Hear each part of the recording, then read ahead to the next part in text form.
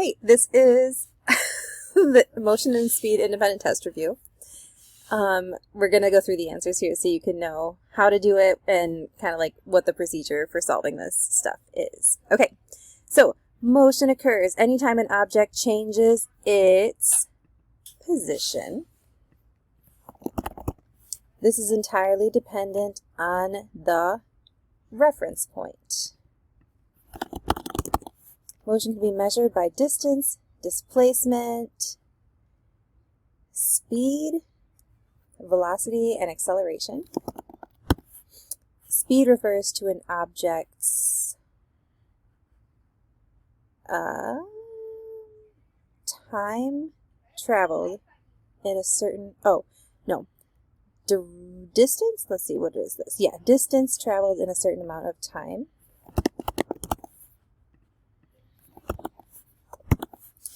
Graphs can be used to help us visualize an object's motion. On a position versus time graph, the slope of the line equals the object's speed.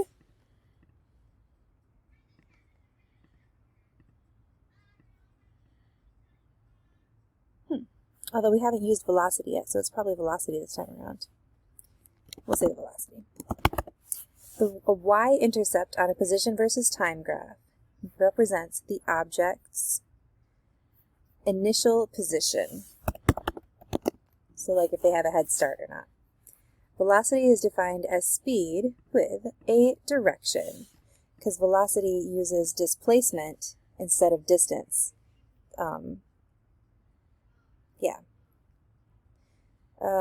Speed with a direction.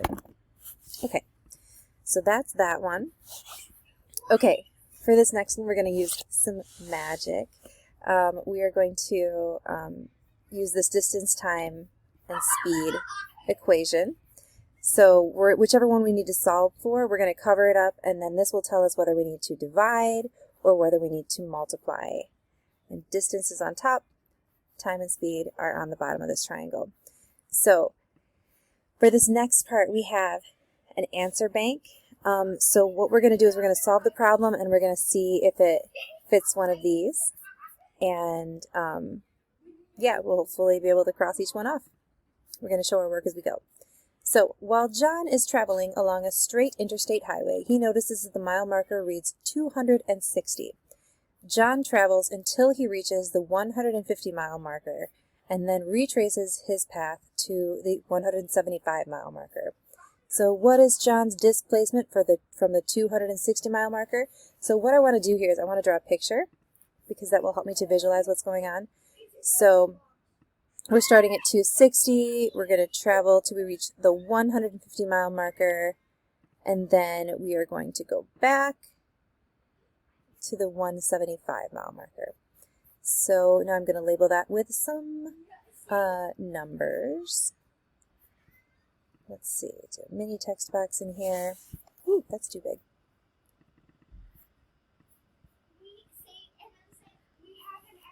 Okay, so starting at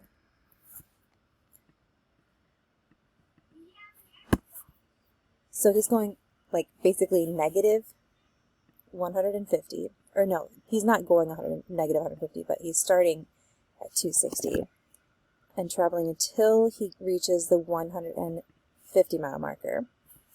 So 260 mile marker. And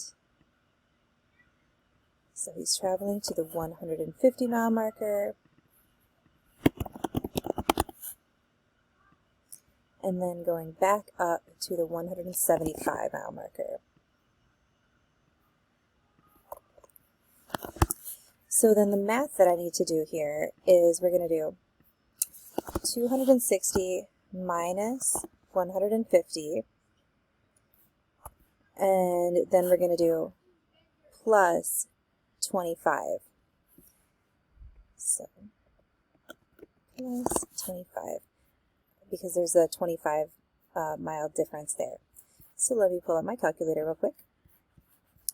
So 260 minus 150, it's going to be 110 miles plus 25 miles would be 135. So the reason why I did plus 25 there is because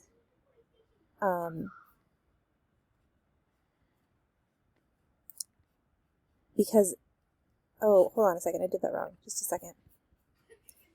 So it really would be minus 25, like this. So this is 110, but then it's gonna be less than that, right? Because he's driving back towards that 260 mile marker. So it's gonna be 110 minus 25. Minus 25. So really he traveled 85 miles from the 260 mile marker. Okay, so if we were thinking about, okay, so the next one's going to be distance. So this is, what did I say, 85 miles? Yeah. So displacement is 85 miles. And make sure you always write the units in there. Okay, and the distance he traveled, though, that's going to be that 110 plus 25, because that distance is like the whole path length. It's like all the steps that he took. So let me do this, copy, paste, and I'm going to do plus 25 this time, because that's like he traveled this far, and then he also traveled that far. So that is 135 miles. Distance traveled.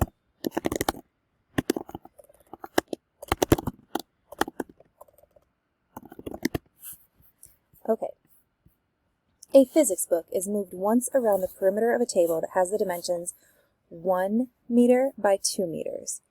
If the book ends up in its initial position, what is its displacement? So if it ends up in the same place that it started, then its displacement is going to be 0. Because if you took a snapshot of like where it started and where it ended up, they're the same place. So 0 meters displacement, but the distance that it traveled, so it moved, so like say that this box is the table, right?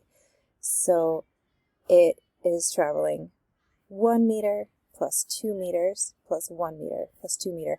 I like to always group those together, so I could be like 2 meters for those two sides plus 4 meters, because this is like 2 plus 2.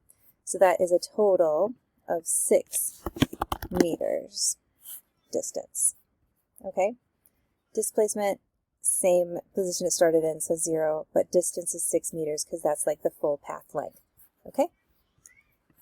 So a car drives 250 kilometers west and then 85 kilometers south. Are the distance and displacement the same, or is one larger than the other? Explain your answer. So again, I want to draw this so I can make sure I can see what I'm looking at here. So 215 kilometers west and 85 kilometers south. So, so the question is, are they the same or is one larger? So distance, again, is the path length. So that's like 215 plus 85.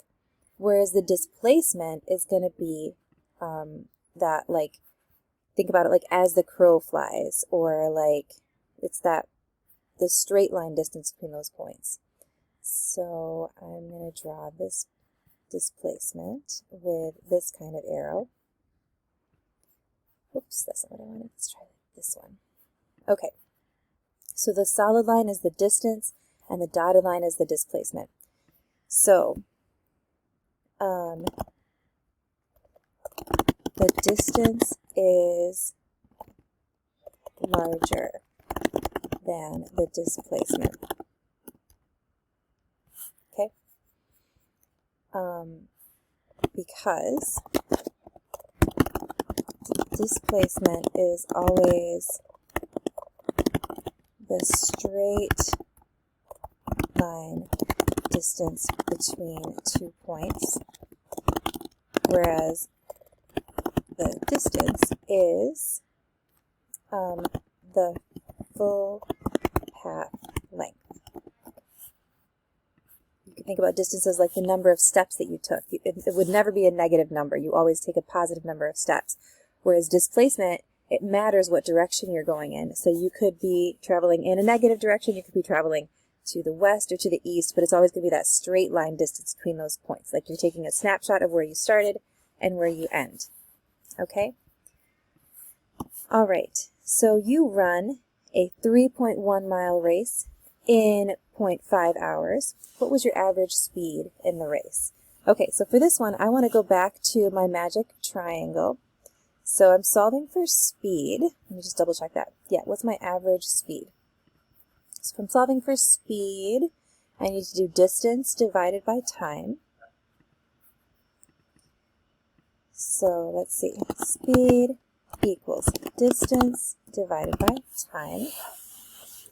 So my average speed in the race, distance is 3.1 miles divided by 0.5 hours equals, and I'm going to do 3.1 divided by 0.5. 3.1 divided by 0.5.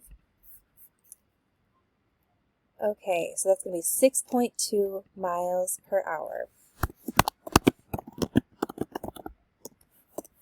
Cool. All right. Sound travels at 330 meters per second. If you see the lightning bolt flash in the sky and then hear the thunder from the bolt 1.5 seconds later, how far away from you did the lightning bolt strike? Okay, so how far away tells me I'm looking for distance.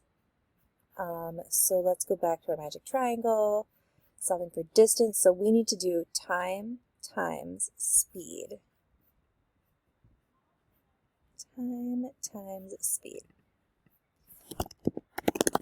Distance equals time times speed. Remember that asterisk could mean multiplication. All right, so the time is 1.5 seconds times the speed of sound is 330 meters per second.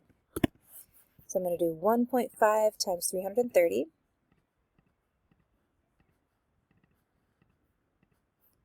is 495 meters away. And it is always really important to use units, okay? Because that kind of it makes sense of things. This is science class. We got to know what concrete thing we're talking about, right? Units does that for us. Okay, so you and your friend each drive 50 kilometers. You travel at 90 kilometers per hour. Your friend travels at 95 kilometers per hour. How long will your friend be waiting for you at the end of the trip? Okay, so how long tells me I'm looking for time. So let's go back to our magic triangle. Solving for time means I need to do distance divided by speed. Okay. So time equals distance divided by speed. So, all right, so distance is going to be 50 kilometers for both of us. I am traveling 90 kilometers per hour. Sorry, so we should say 50 kilometers, 90 kilometers per hour equals, and then my friend's distance is 50 kilometers, and their speed is 95 kilometers per hour. Okay, so let's do that math real quick. So 50 divided by 90 equals 0.55 kilometers per hour.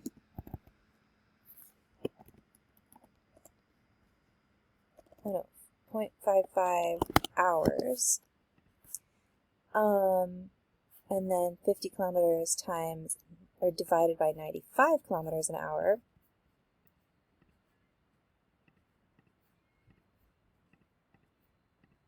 Equals 0.53 hours. Okay, so the question is, how long will my friend be waiting for me at the end of the trip? So they're going to get there in 0.53 hours. So it's going to be 0.2, but I think the actual answer in the key is 0.3. Okay, that's the end of this video. Hold on a second.